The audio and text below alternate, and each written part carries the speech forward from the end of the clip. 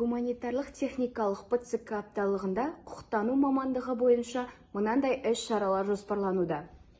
Құқық 31 топ студенттері мен Алихан Бөкейхан университетінің заң факультетінде экскурсия өткізу.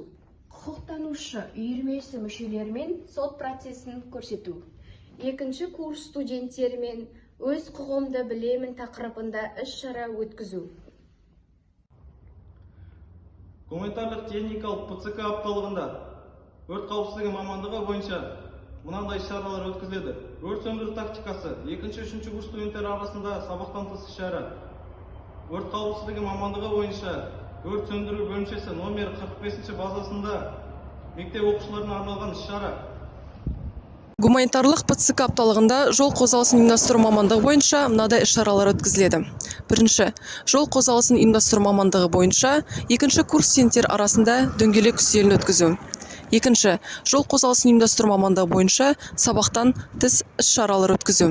Үшінші, жол қозғалысын ұйымдастыру мамандығы бойынша жол ережесін білейік, аман есен жүрейік атты тақырыбында қалалық мектептер арасында викториналық ойындар өткізу.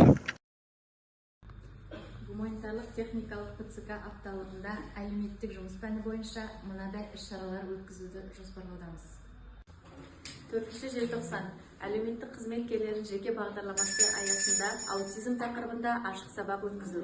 5 желтоқсан психология пәні бойынша ашық сабақ өткізу.